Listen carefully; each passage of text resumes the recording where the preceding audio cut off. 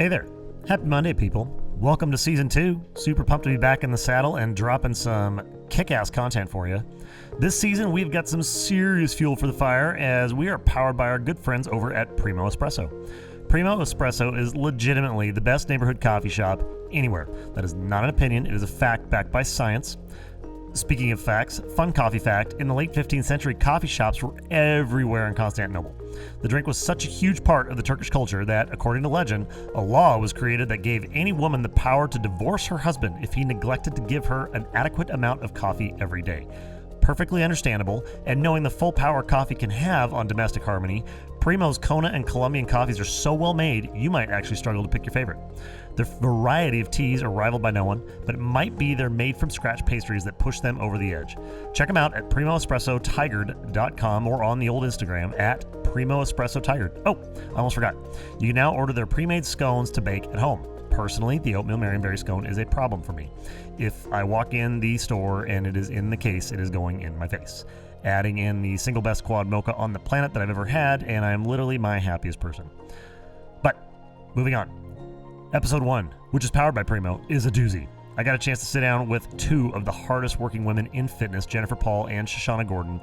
Jennifer owns and operates Twist Yoga, and Shoshana is a veteran of the professional fitness industry with everything from big box franchises to boutique studios in the digital space. And we talk about all sorts of stuff, from being a female-owned business to navigating life through the pandemic as a business owner with kids and everything in between.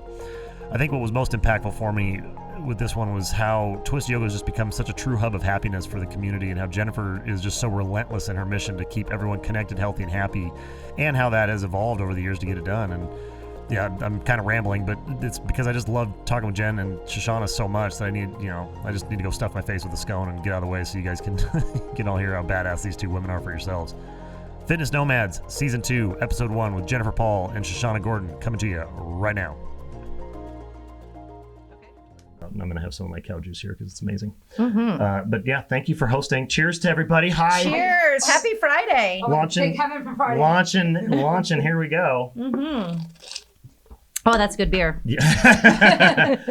That has come up in discussion at Primo, yes. No, but this is awesome because we're back in the saddle. Had a little bit of a pause. Wasn't intending to stop short on season 1 at 12 episodes, but then school started back up with sports and everything, and they're like, hey, can you come film football? And then lacrosse, which lacrosse is normally like a 20-week season and 26 games. That got condensed into like 6 weeks, and I was doing 4 games a week. So it was like, I don't have time to do all of this and stay married and build a house and everything else. So yeah, I'm super pumped because like this is back to the fun stuff, which is talking about people and things. We're here for it. Yeah, which is perfect. So on behalf of Paul Corwin, who's one of the members of the gym and local firefighter, hates the fact I never do introductions. So for Paul, for the entire season, we're going to do introductions for every episode, the entire season. So let's start with you, boss lady. And this works out great because my last name is Paul. Right. So Paul, this is for you. Mine is spelled a little bit differently. I'm Pahl, but I'm Jennifer Pahl. I'm the owner of Twist Yoga, and I'm just excited to be here to chat about all things fitness and health and wellness and whatever else comes up. Sounds good. So I am Shoshana Gordon, and I am now currently working at both Twist and Forge. Yeah. So, and I've been in the fitness industry for a couple decades now. So I'm super excited to be here and talk about all kinds of fun stuff. I stopped doing the math and all that because it's like, no, these numbers aren't, they sound great when you're trying to like explain to somebody your background, but then at the same time, you're like, oh my God, I'm old. It's like, how long is it? I mean, you've been in the game easily, independently, as long as I've been. Yeah, we started at 5 years old. And then, yeah, right. It's amazing. You were a child fitness prodigy at 7, and you made it to your first job by 12. No, but I mean, really, like, we're still here, but you've been in for a while and have seen a number of cycles in this. Yeah, definitely. rodeo. We opened the studio in 2013, and it was smooth sailing. It was a beautiful time back in 2013. There were very few yoga studios in the area. There was very few spin and bar and all that kind of stuff, and it was a lovely time. It seems like the simpler times. I feel like my parents, when I'm like, oh, well, back in 2013. Back before the internet. Exactly. Oh, yeah. So, yeah. Been through a couple generations now of change, and still here, still poking here, along. still fighting, and that's, and I mean, Shoshana, you've been kind of on the whole spectrum from the big boxes to the small stuff to everything in between to hyper niche to general group. Like you've been. Oh yeah, I mean, I started with Bally's. Yeah. I mean, that feels like ages ago. So I started at Bally's, and I just kind of moved to different like places within Portland, and it's nice to have different experiences from big box to small business to doing my own business. I mean, COVID basically made me have to really switch paths and focus on my own business in order to survive. Right. So it's a little bit of everything. Yeah. That's great experience, because I do think that when you're a teacher, you do have a completely different set of skills when you're teaching to a big room, with lots of people, and maybe you have to be up on a stage and you have to wear a microphone and you don't know everyone by name and you have no idea who's coming into your class each day.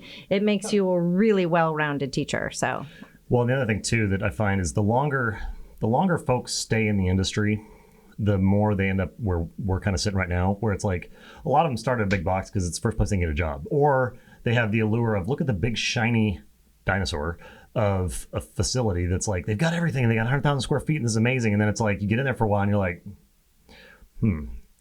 how come none of the trainers are over 27 years old? Why don't I see any long-term? Why is no one retiring? Why does everybody leave? Yeah, and it's like, because eventually if you stick with it, it's like you realize that's a great option. But it just seems like as we get older that I'm not sticking with those kind of the big giant circles and boxes, and we just contract. And you find that, like, at least on my end, it's like finding that smaller is more effective and more efficient too in some ways, because it's, you're working with the same people more consistently versus just some, like you said, random 30 different people every hour, 6 days a week. It's like, do I really see the progress or not? And I think looking forward, it's going to be really interesting, coming out of the pandemic where people have been working out from home, like in air quotes, and I'm definitely one of them. I'm not a good workout from home person. Right. Every once in a while I can get into it, but I mean, I have a beautiful gym that I'm very lucky enough to have at home. And then I own a yoga business. So I have all the yoga classes recorded that I could want. So I always look at myself and I think if I'm not making progress, then the average person who isn't privileged enough to have all that stuff, I think are going to be really, really craving that community even more. And everybody, in our community really wants that kind of one-on-one, more of a relationship. They want to go somewhere that they trust that that's going to be safe and healthy. And they also trust that there's going to be teachers there that have been trained in a way that helps them reach their goals. And that's one thing too. I mean, and I know you just completed your 200 hours certification, which is here at so Twist. Much. Yeah, I do. So it's so funny because I have been doing yoga for for a while now, and I went through other certifications, and I knew that I wanted to do more, and I've been looking at the Twist certification for honestly a couple of years. And it just wasn't right. It wasn't right. Or I made excuses right, left, and center. And finally, this time was so right. It just was right. I had just gotten hired on by Twist to teach the shred class on Sundays. And I knew it was the right time. And it was such a life-changing experience for me. I mean, Jennifer, I have to really tell you, like, it is, I'm not just saying that, but it really was life-changing for me in so many ways. And it made me rethink what I want out of a career, what I want out of my life. And so it for me, it did a lot. It wasn't just I became more of an instructor, like with more knowledge. I felt like I became a more well-rounded individual. Oh, and I truly mean that. Yes. And I love hearing that so much because that really is our intention behind this program. Yes, it is 200 hours worth of training, which is the basic quote unquote certification to be a registered yoga teacher. It's called RYT.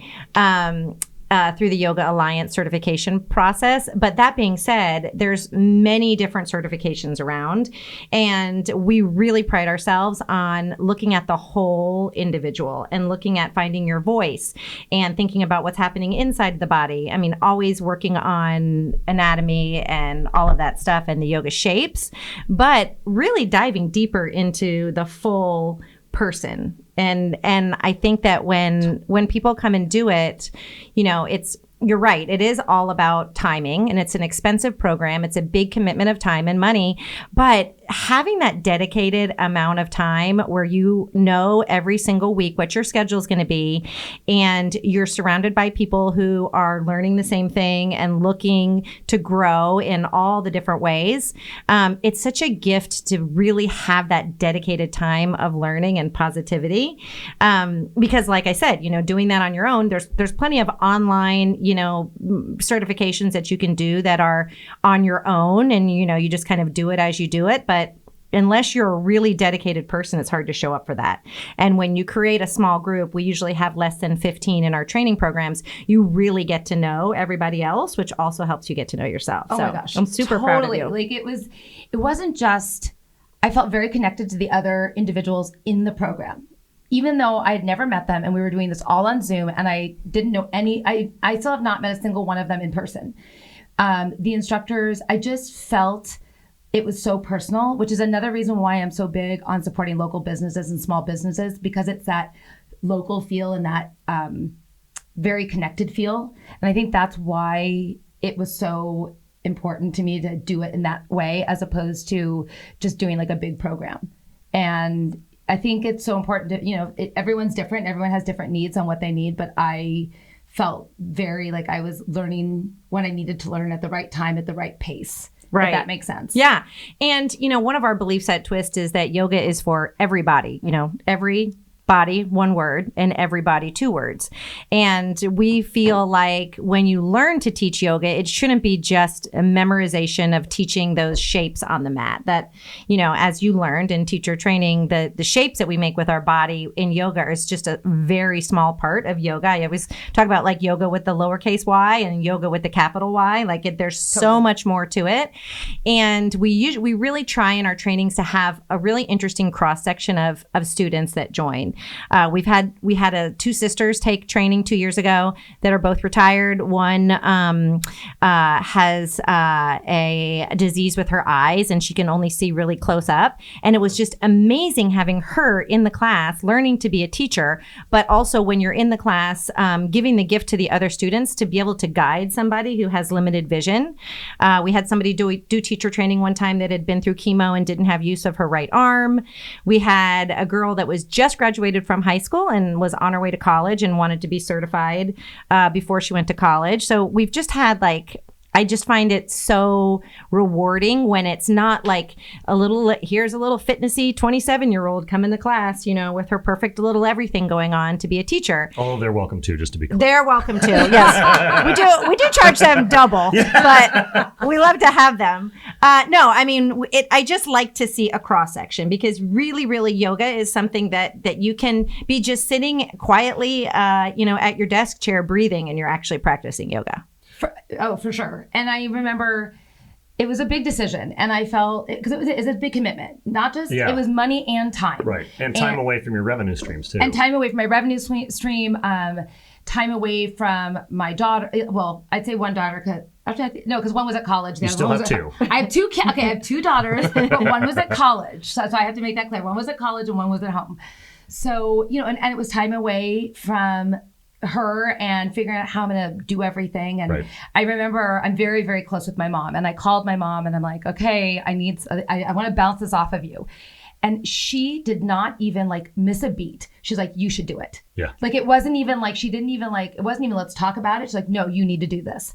And, she was, listen, very nicely. She's like, you're not getting any younger. In a very nice way. Yes, as a mom can do. 36. You need to decide what you want to do. Excuse me, I'm only 25. Oh, sorry, 28. Can you please get it right? And she's like, it's so good and she was more thinking of the yoga practice. Right. And it's so good to have that, especially as you're getting older and, you're not going to always be able to do some of the classes you teach now and whatnot. And I took all that in. And I actually went into the training with that perspective, a little bit with that perspective, but I got so much more out of it. I got more out of it than I didn't even know I was going to get out of it, which was all the mental and emotional type of stuff.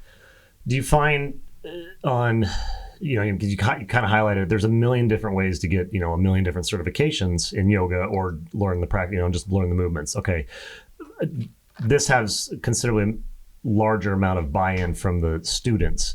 And because of that commitment that it takes to actually complete the program, there's a little bit more skin in the game. Do you find that has resulted in better retention with instructors, a little more stability because it is so much harder to accomplish? Yeah, I definitely think so. And it's interesting too. A lot of times people think, oh gosh, I want to do the teacher training, but I'm not sure I necessarily want to be a teacher. Right. So, to be clear, probably almost half of the people who do our training have no idea at the beginning that they want to teach, because they look at their teachers and they think, oh my gosh, I'm never going to remember all those crazy, weird Sanskrit words. And I'm not going to be able to do a back bend or a handstand or any of those stupid things that really don't ever make rainbows fly out of your butt. I mean, you can do them, but I haven't yet to see a rainbow come out of someone's butt. I mean, there's a first for everything, but challenge accepted. Okay, I'm gonna hold you to stay that. tuned. I can't do a back bend. Accept that challenge on behalf of Paul. Just to be clear. Okay, Paul. Poor Paul. Oh, yeah. Yeah. So yeah, I think that when people graduate from the program, I think they feel extremely empowered in themselves and feel very, very confident that they could teach a class. One of the things that we do in our program is we don't teach like a memorization of a sequence in any way. Students have to understand how to actually create a class, and they have to know why different shapes are where they are. So if they make up a class, maybe their challenge is, okay, you're going to teach a 45-minute class to the Lake Oswego Police Department, and they're still going to have their belts on, and they're not going to have mats or any other props. And so you have to come up with a class that's appropriate for that.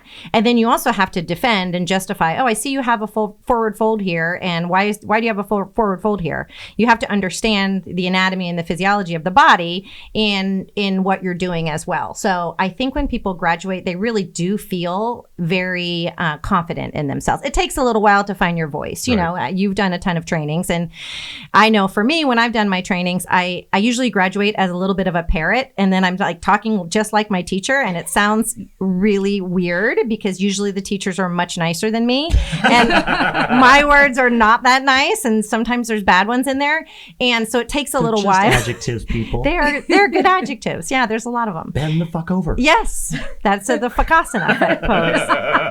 Maybe I should use that next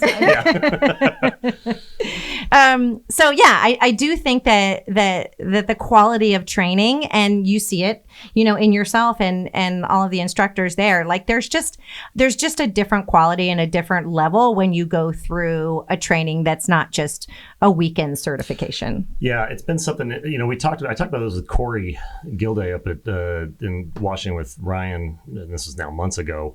But one of the things that was frustrating, especially during the lockdown, was I kind of wish it'd come more to light, but there was not quite the realization of perhaps there should be a little more professionalization in this industry and actually treat it like a real industry and not just the kind of Wild West shit show that it can be.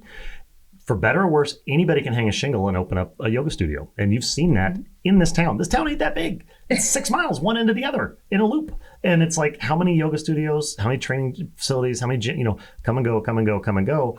And we were talking about another entity before we were officially recording that shall remain nameless, but comes with colors, that people go into that one experience and it might be a bad experience because they don't have a lot of structure and there's not a lot of formalization with their approach. It's like, just go harder and that's better. And then you get hurt. And then now I've got a bad taste in my mouth and I don't want to go to any studio. I'll go back to the big box or just go back to doing nothing.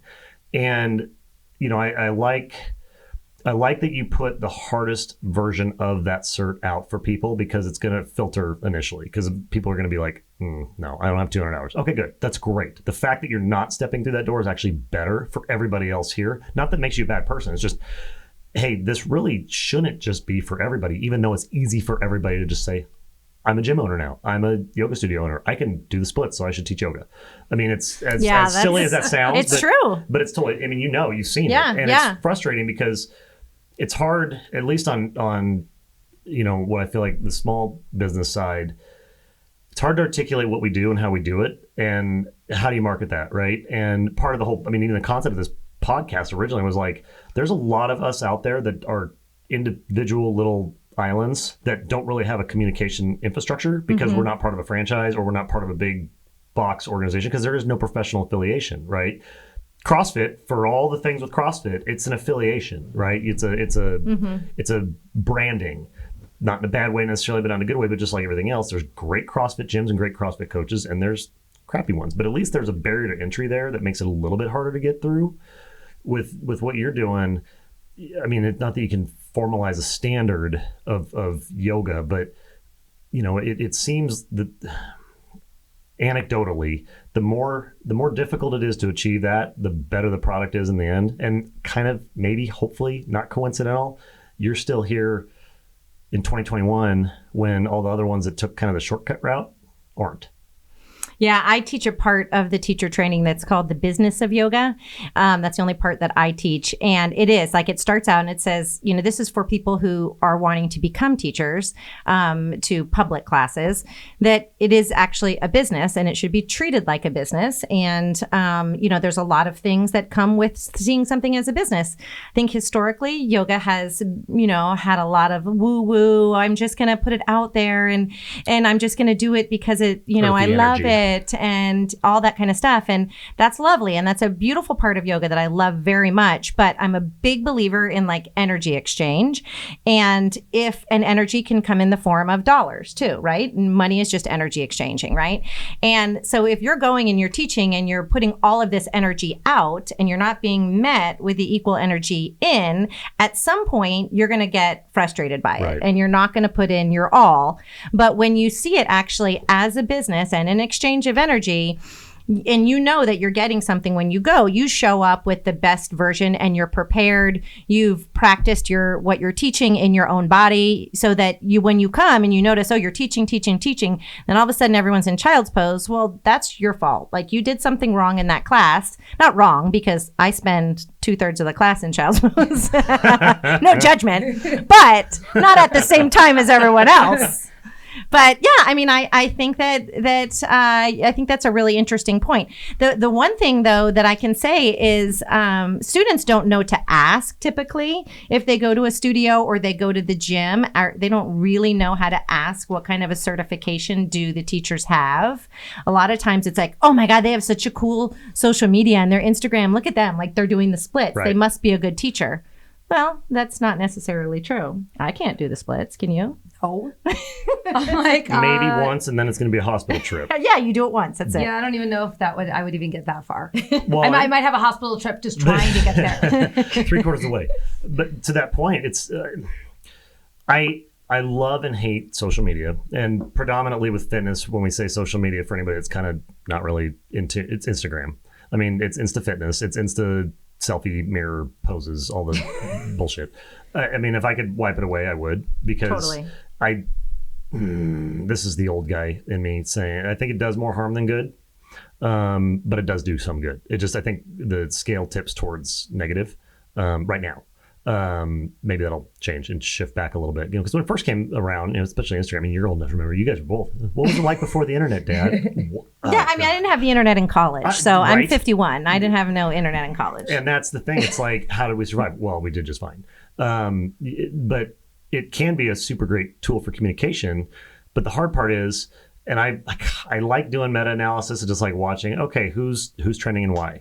When are they trending? When are they not? So I'll go to somebody's profile. Maybe they got 2 million followers. Maybe they got 2,000 followers. Maybe they got 200 followers. And you can kind of see the ones that it's like, oh, they're saying something really smart here. What's the image associated with it? How many likes does that get? More often than not, what's being said with what the image is correlates to the more exposed the image is. And not in the sense of like white balance, but in the sense of like less clothing. Way more likes, way more dopamine hits on that, little button like and follow, even though the message might be spot on. But they know enough to know that, hey, I got to put this out here to look a certain way to get people to, maybe they're listening or maybe they're just staring. And it's really tough because, to what you just said, it's like there's so much information that needs to get disseminated to try to educate the customer base as a business, when the number one mechanism for, finding fitness, other than word of mouth, which is my personal, I lean towards that, is Instagram and social media. And it's really, really hard because, I mean, I don't know about you, but I'm not running around in, my tights and spandex and doing selfies. And that's a different podcast. That is a different podcast. That's the Broga podcast. That's in the Patreon. You have to pay for that one. Again, and you have to prove your age if it creates revenue. But I mean, to that point, it's like how do you get that out, right? I mean, how do you articulate that message? And there's such a fine line. I feel like hard. In social media, it's like you want to be aspirational as a business. You want to be aspirational and showing success. We don't ever do really before and afters. We may do like maybe a mobility measurement of before and after, but we never show a body before and after because that's not what we're about. And I find myself every once in a while, my daughter will be like, Mom, you're being like Eeyore. Like you're that grouchy lady. Eeyore's my favorite character. Well, do not knock I love Eeyore. Eeyore. Well, I can get Eeyore a little bit when I'm just like, here's real life. I have 2 sets of glasses and my pants are on inside out. But see, here's the thing. But you're wearing pants. That's a step up. Okay, there you go. You know, we're getting I can go outside. Only because I'm on the podcast with a video. But I think there's something to be said for that. So I have a love-hate relationship also with Instagram. And especially as I'm trying to build my business, I've been using Instagram more in that regard and trying to figure out this like happy medium between all this stuff.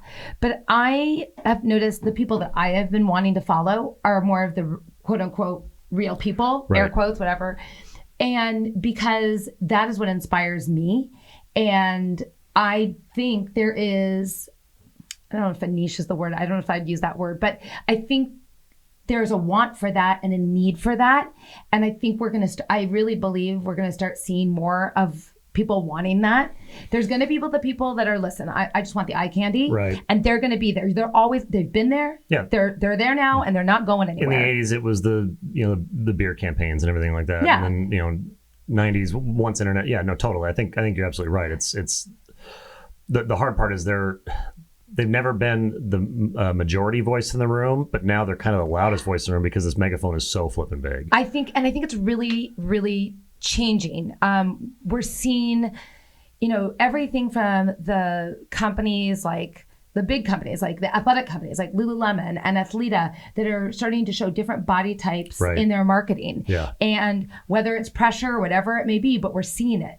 We're seeing it with all these companies that are starting to like acknowledge the other important aspects, whether it be body size, body shape, whatever it may be, So I think that's all coming out more, and I think we're going to see that more with social media. Well, and that's the thing. I mean, we saw it this last week too, of just the vitriol from some people with what Simone Biles did pulling out. And it's like, to be honest, I mean, full transparency, I was not watching because I was working, so I didn't know what happened like in real time. It wasn't until like the next day, and I'm like, what?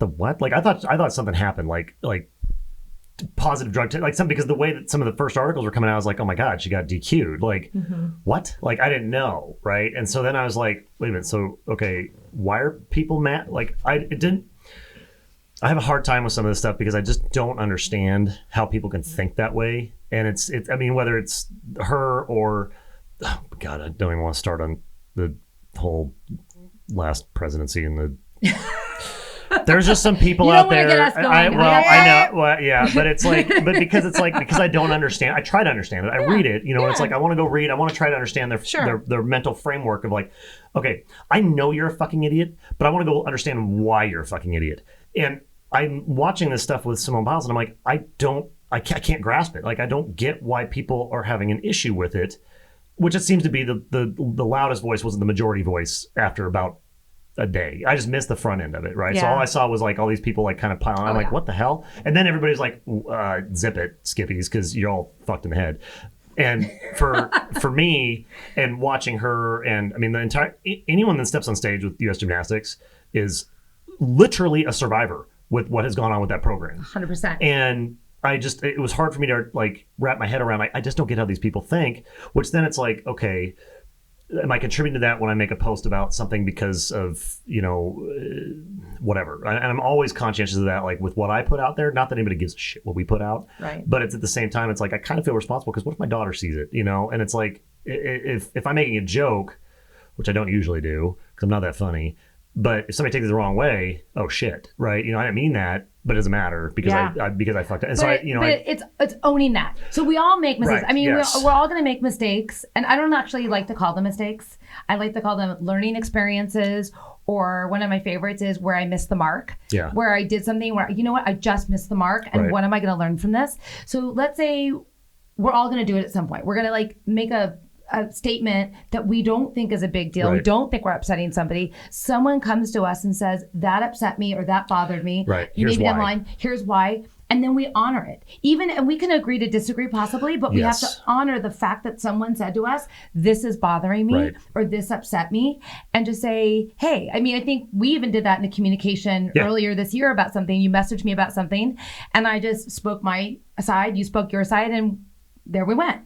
And I think that's okay. Yeah. I don't even remember what it was about. I just remember. It wasn't anything important though. No, like but it was completely benign. It was literally like a workout like name of something. And I'm like, how do I describe this other ways? Because but again, same thing. It's like I'm like, oh, I didn't describe that the right way. Let me try this a different way, or deeper, or better, wider. But it makes it hard to navigate because it's like in 2013 this wasn't a thing, right? In 2013 when you opened and we were playing this game, it's like, right, you're in the community, you put your product and your people in front of everybody, and it's like, oh, one person tells two tell four tell eight tell 16, and then it goes from there. And now it's like, okay, we've hit this this kind of weird it's flux. A complicated time, I think, in so many ways. Like it's definitely kind of I don't know. There's just strange stuff going on all around, and it's a little bit more. I think twice now when I'm getting ready to post something,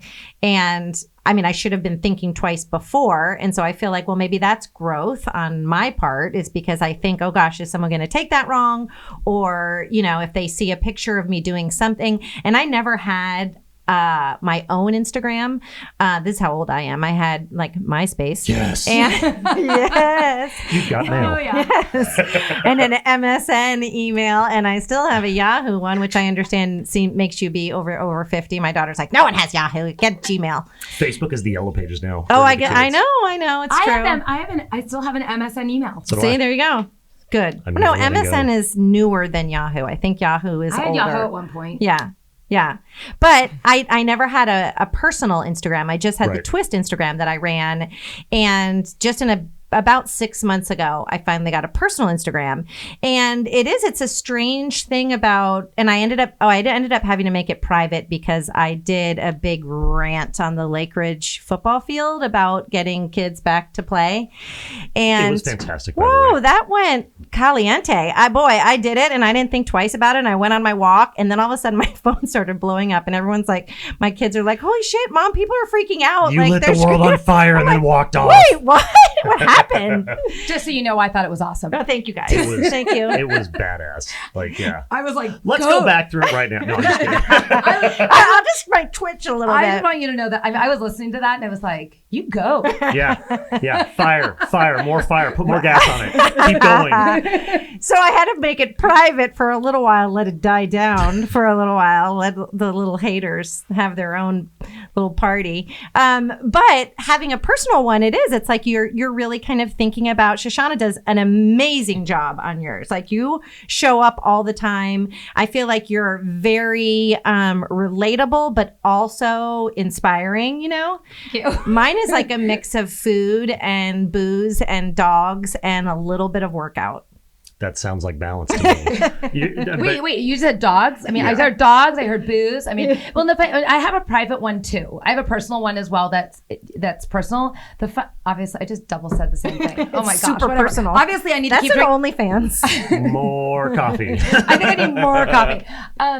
But what's funny is because I've been so focused on the business one, that my kids are like, wait, Mom, you haven't posted anything about us. Because I just stopped posting on the other one. I just don't have, it's just too much effort and time to do both. But I know there's certain things I still post on my private one because that's my private. And I know it's a different kind of feel. Yeah. But I definitely think about what I'm going to post on my business one because it is.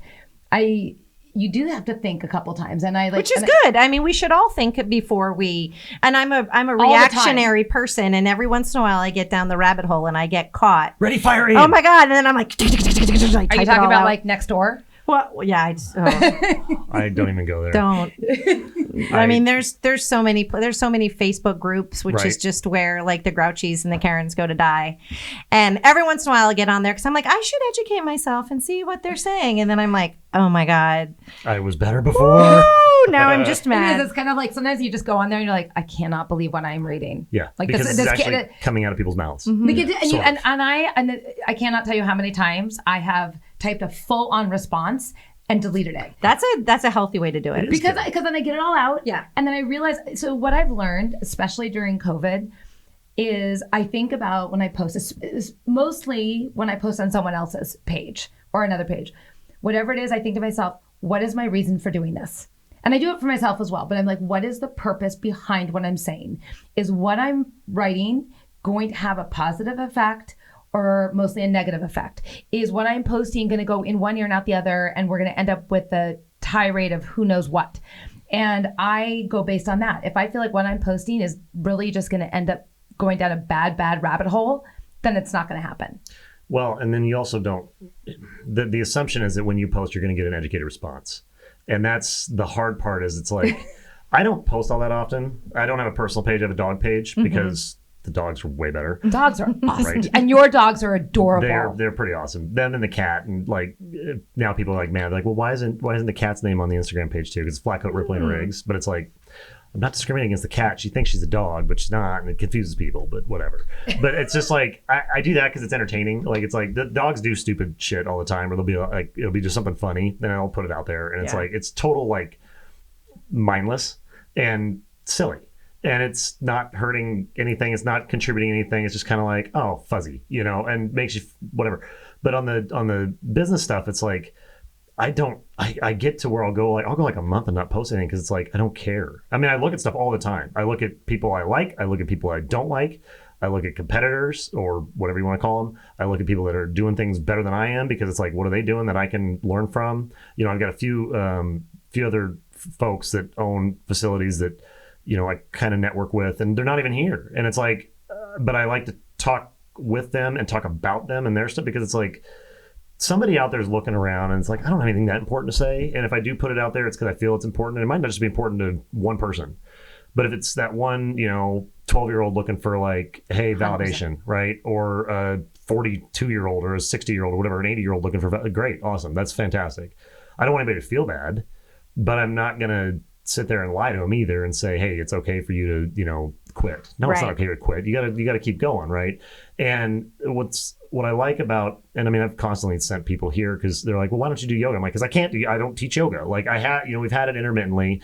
I've had one person who was consistent that it was great. And then the other kind of fill-ins after were just so flaky. It's like, this isn't a good product for us if I can't count on that person. So I constantly just like, go to twist. Partly because 90% of both of our communities are within this region, and it's like, oh, it's local. Yeah, I mean, I feel the same way. I love, connecting businesses that I trust because I that's like you were saying, word of mouth. Like that's how I find everything. I'm not going to go onto Yelp and see what people are saying. I will ask the people that I trust. Yes. Hey, I want to do this. Like, oh, I need to go to PT or whatever I need. I'm going to ask people that I trust for a referral because who's going to tell you, the place to go that kind of aligns with the way that you think. And as far as like business social media, one thing that I would share is... It's almost an oxymoron. I know. I mean, it really my God, it is. So it can be so overwhelming, like we've all shared. Like sometimes you get into it and you get really, dedicated to it. And then sometimes I'm just like, screw it, I just don't have the bandwidth for this. So what I teach, light something on fire. Yeah, totally. But what I share in our little business of yoga, and I think this sometimes helps people break it down because a lot of times people are like, God, I look around here and like stupid pictures of me everywhere. Like I'm tired of seeing my face. I'm tired of hearing my voice. I'm tired of watching myself on video. So what I tell people is Except for this podcast, just to be except clear. for this podcast, yeah. This one I will share. So I think of social media, and like my strategy for social media is I call it a third, a third, a third. So a third of the time you're a hard sell. Hey, we're having a sale on our 10 class cards. Buy this shit, right? And then a third of the time you're an expert in your field. So here's 5 ways to sleep better. Here's a pose that helps with digestion. Here's mobility for your hip. And then a third of the time, you're aligning yourself, which is what I'm doing today, with like-minded individuals or brands. So I would share your stuff, or I would share the company that makes our mats, or I would share Shoshana's personal training. So I want to align myself with people and companies that I, want our brand to be associated with. Right. And then it feels a little bit less icky, like you're just like, okay, buy, Selling, or look how awesome yeah. I am, you know? Yeah, and that's my biggest hurdle is it's like I even with this, like I kind of have a hard and fast rule. I'm like, don't talk about my gym. Like, and not me, but I mean like everybody else, like I don't care. Like that's not the point. Like, and I get a lot of free advice from a lot of people, where it's like, hey, you should sell your product, you should sell yourself more, you should sell your gym more. I'm like, I'm good. Because I go to bed and I feel fine. It's kind of funny, like, and same thing with like Walton PT, right? Like when I was working for Todd, like I never felt like I had to sell anything for anybody to go there, because I fully believe that if you want to get fixed and better post-op, there's one place to go, because I've known Todd since I was 15 and he's put Humpty Dumpty back together every single time. And I've never had to sell that place on anybody because it is the best there is. And there are others kind of close to sort of sometimes like it, but it's like, no, go see Todd and go see his team. There's no question in my mind. So I never felt like I had to sell it, right? And same thing with here, and same thing with, or like when you were at the other, the previous iteration of the big giant box, which I don't, whether we can say it or not. I love how this is being. Well, okay. So you used to work, I refer to big box gyms as dinosaurs, right? And because they're just giant, massive entities that they move really slow. They move really slow. They adapt and evolve even slower until totally true. Shit hits the fan, and then it's like, we're trying to move faster, but we're a massive brontosaurus, and this is the vehicle's top speed. And we have super deep pockets typically, so and we don't have to buy their move way out that of trouble fast. instead of earning their way out of trouble, which is a difference there. Don't get me started on that one. I will get you started, but without you getting in trouble. But to the point of not getting in trouble, it's like people will be like, hey, I'm going over here. And a lot of people like, multiple memberships. They'll see you, they'll see us. And then it's like, yeah, but I've got a Box Gym Inc. membership at so-and-so place, right? And they're like, who's good over there? Oh, Shoshana, Troy, I'm trying to think who's even there anymore. But it's like, the list was always really small. There were 50 options, but there's like 3 that I tried, right? And even though they were existing in that ecosystem, it's because they'd been there and they were good and they came up through the ranks kind of learning how to do things the right way, as opposed to like, if I send somebody over there, they ask for a referral and it goes bad. It's like, well, now not only are they going to not come back to us, they're probably not going to go to you because, or, wherever. Yeah. Just it takes one visit for someone to get a bad taste in their mouth, Yeah. and then they're like, I've had people that come that say, well, I did yoga like 25 years ago and I hurt my back. And I'm or like, well, 25 minutes ago at another facility. Yeah. I mean, you can definitely, and we work with this really a lot in our teacher training. Like, we're not doctors, right? And a lot of times people will come and they'll say, well, I have, lower back pain and I had my knee replaced, and what exercises can I do? And like, we can understand how to work with them, but like reminding them that, we are not doctors. We are here to enhance your health. And I can tell you what not to do and kind of some things to stay away from. But, we're seeking sensation in yoga and not seeking to find more pain. And you see people in the room. Like, I have people who, they'll come, it'll be their very first time doing yoga ever. And they might be a runner, they're a cyclist or something, or CrossFitter. And they're like, what's your hardest class? And I'm like, okay, well, how long have you done yoga? I've never done it before, but I run.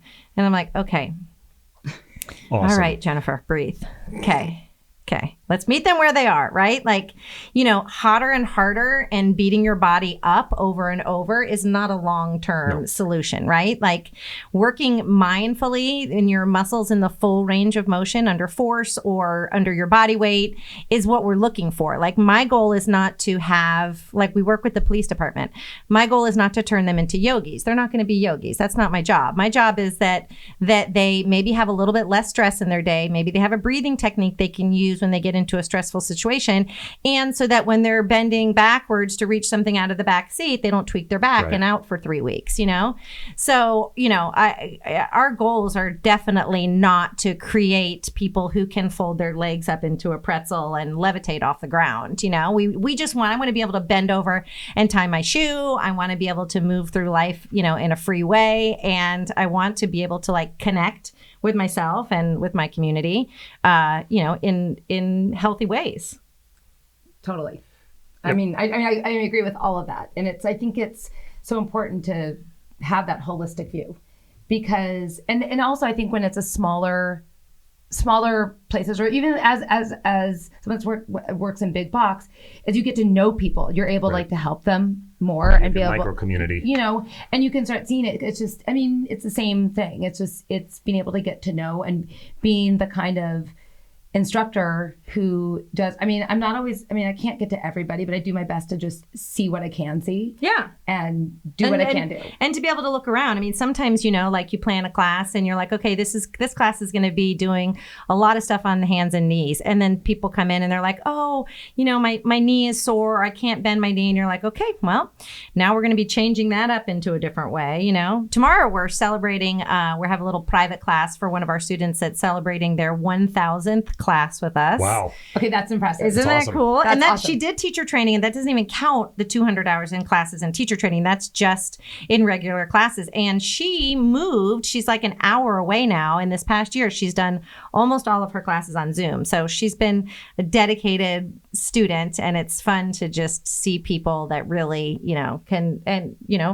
really dedicate and put the time behind it. And when you're small businesses, you can do stuff like that. Right. Like I could have looked on the computer and found that yesterday and we could plan it for tomorrow, like being able to move nimbly and make changes and look around. And, I think that's definitely a huge bonus of being, have you ever thought about, or I'm sure people tell you all the time, oh, you have to open multiple locations and why don't you franchise and you should license?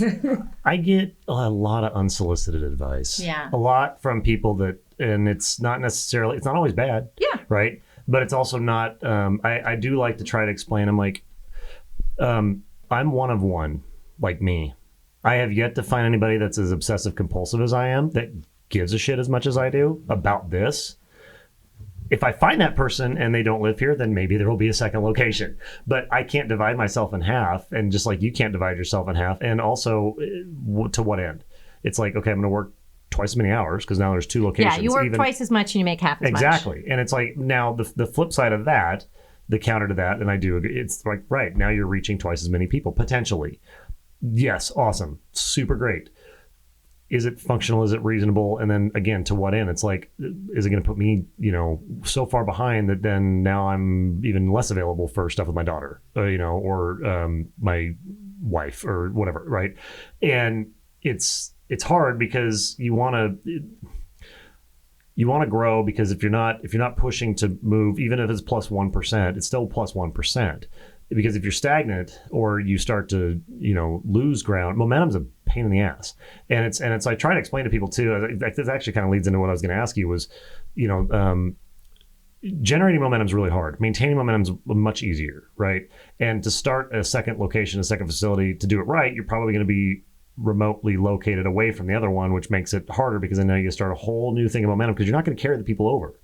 And gyms are hyper local. They're hyper regional, and I would say even more so now than before, because it used to be, 2013, even the early 2000s, most people were working out within 7 miles from their house. Now it's inside of 3, because everything's so much. Shit. What's how many just opened literally across the street from here? It's like everybody can open something quickly because there's no barrier to entry. But then the flip side is the average gym doesn't make it 16 months, and so there's so much churn and so much turnover. And I'm deathly afraid of churn. I am so focused on retention all the time, even especially with COVID. Like people are like, you got to go online, you got to do this, you got to do that. I'm like, no. I turned the gym into a library. I took care of the people that were there, and the rest of it, I was like, it'll take care of itself if we make it through the end of this.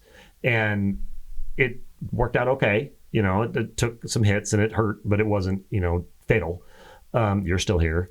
And I think that's also really important, though. I think that's a really important part of the piece, is that those that adapted in various ways, and it doesn't have to be a specific way. Not everyone had to adapt in the same way, but those that chose to adapt and those that chose to go into everything with positivity. And I really have to give a shout out to. I was in a bad mood, just to be clear. It sucked. Okay, but what I want to say is, I know, like, I know that it wasn't, like, I wasn't, I mean, I was starting to work for you at that point, but like, I can say, and I remember, I think I even reached out to Jennifer at one point and I said this to you, it's like, I know just someone that's in the fitness industry, I can imagine what's going on behind the scenes. I can, like, behind the brain, behind everything, what's going on at home, like when you're talking to your family, because I'm sure lots of stuff that came out. But what I noticed, and I'm sure I'm not the only one, was whatever was being promoted, whether it was social media or out in the public realm, was positivity. And that is huge. And that resonates with people. And I think that is why both the businesses are still up and running, because of that positivity. Like, I truly believe in that. And I believe in the people that are willing to kind of go with the flow, as opposed to saying, well, this sucks, I'm just going to, you know, I just can't, I can't leave my little box. Right. Or have an ego attached to, I got to be right, and stubborn. And, you know, you mentioned being agile, and it's the thing that kind of makes me laugh is that by default, I've always made the joke that I need to be ready if the asteroid hits and wipes out all the people that work out, right? I mean, I literally use that as an anecdote of like, hey, if an asteroid comes and wipes out everybody that would ever work out, can I still pay the remainder of the lease, the rent, the utilities that I am on the hook for? And when that answer is yes, i.e. savings and everything else, like, cool, I feel better. Not that I'm, you know, but it's like, then that actually happened. And it's like, oh shit. Like, okay. And just watching savings evaporate because landlords and everybody, they're like, no, rent's due the first, you know, have a nice day. Like, shit. Yeah. But it made it, you know, like, yeah, okay, good. I'm glad I prepared. I'm glad I wasn't living check to check because I was overspending. I was disciplined in it, which is funny because when you look at the people like you and 200 hours to get the certifications here, you know, it's like, right, that's a mindset of discipline gives me the freedom to do other stuff. And I'm absolutely, I mean, that's not my quote, that's Jocko. Like, discipline equals freedom. If you are disciplined and structured and regimen, you will then have the opportunity to make choices. They might not be like yay choice A and yay choice B. It might be shit sandwich or shit on a platter. Yep. Do you want the bread or not? Yeah, you know, it's definitely. like either, but at least I got a choice and I can still keep going. And the thing the biggest kind of question I had for you, even with all of this, was one, because we're sort of on the back end of the pandemic, even though they keep trying to start things up again. But don't even talk about that. But the barrier to entry for yoga is your body, right? I mean, you don't need equipment to do it. And I've always been hyper jealous of that, because fitness and workouts and things that are body weight, it's like, cool, you want to get super fit? I can get you super fit with push-ups, air squats, and burpees. Yep. Nobody likes it. No. That sucks. Like, that's the terrible. Burpees are the B word. Right? Yeah. Excuse me, I love burpees. I know you do. No, we're not gonna. You and Amy D have issues. We'll put that on the shelf for another day. I'm gonna work on both of you, because burpees are awesome. I do like the efficiency of burpees. Yes. Let me put it that way. I like the efficiency of burpees. I have to crawl in and out of them with the knee replacement now. I can't just do the pop out like That's fine. back in the day. But it's like, they're great. Yeah. But mental fatigue for people is real, and they get bored. And so, from, you know, on the gym side, it's like, yeah, you gotta have equipment, you gotta diversify things. Even though realistically, you could do the same workout every day and get really, really fit. The barrier to entry for yoga is just, am I cool going in and being manipulated physically into positions that are challenging, but it doesn't require anything other than you and gravity? Yeah. Do you think in any capacity that made it a little bit easier for you to keep going during the lockdown? Because, I mean, you transitioned to Zoom brilliantly. Yeah. And people were able to do it from home, even though they missed their people. They were still quasi-connected. Yeah, definitely. I think it's that helped that they didn't have to have any equipment, and we lent out everything because we had weights and all that kind of stuff. We lent out weights, we lent out resistance bands because remember, when we first went in for the first 6 months, like you could not find weights or equipment or anything anywhere. So we lent all that out to our community because I wanted them to keep moving, and they needed to be staying physically and mentally fit if I wanted to open back up. To maintain some type of momentum and movement. But I do think, yoga is definitely one of those things. Like the pro side of yoga is you don't need anything. You don't even really need a mat. You don't need shoes. You could do it naked if you wanted to. That class is on Sundays at 8. Not my class. Not my class. Let's make that very clear. That is not my class. I think that's how my wife and I ended up with our daughter. Wow, you and Sting. But the hard thing that I always try to combat in yoga is a lot of people are like, well, I can't do it because I'm not bendy. And I just have to show them my own physical body. I am like the Tin Man. I am not bendy at all. I'll never Humpty do Dumpty. the splits. I just don't. I have really tight pecs. I have really tight shoulders. Like I am not like a poster child of yoga, but I always tell people, like, if I didn't do yoga, I literally would be like a broken down person. Right. So I think a lot of times I hear this from people and they say, well, I'm not flexible enough. And I always say, well, that's like saying I'm too dirty to take a shower. That is, Ooh, I can I love steal that. that? That's fantastic. It's copyrighted, but I have a small royalty each time you say it. It'll be fine. Perfect. Yeah, Absolutely. I mean, it's true. Like, But it's right? yeah. Like they say, they Yep. come to you and they say, I gained 10 pounds in COVID and I can't do a pull up. Or I got to get in better shape before I come to your gym. Wait, what? Like, that's the exact opposite. The like, I'm not bendy enough to go to yoga. That's the whole entire thing. And we don't do product. yoga to get bendy, by the way. That's not the goal of yoga, is to be bendy, and we have bendy people come and we're trying to build structure around their joints. Just because you're bendy doesn't mean anything good. It actually makes, life a little bit more difficult when you're bendy, I think. But, that goes back to that idea behind social media is like, if I see people working out in your gym and I see people that look like me, but maybe like 10% healthier, that where I could imagine myself. Right. Because in my personal lifestyle, I'm not giving up carbs. I'm not giving up my wine. Like I am trying to find balance in having a life that I enjoy living. So I don't want to see people that look like that's all they do is go to the gym, and that, so I want to see in yoga the same thing. I want to see people that look different. I want to see people with gray hair. I want to see young people. Like I want to see all the parts so that I can feel like I could be a part. All the parts with clothes. Well, Covering most of the parts. you know what? If we go back to mask mandatory, we might have to do what we might have to do. I'm just putting that out there. Never say never. Technically, they have a mask on. They're in compliance. If they're not wearing anything else, not out of compliance. It doesn't say anything on your, no shirt, no No shirt, no shoes, no dice. No, I mean, just a mask. That's all you need. You can wear like a little mask bikini top and bottom. Put a mask on each one. Yeah. Yeah, whatever it takes. Nimble.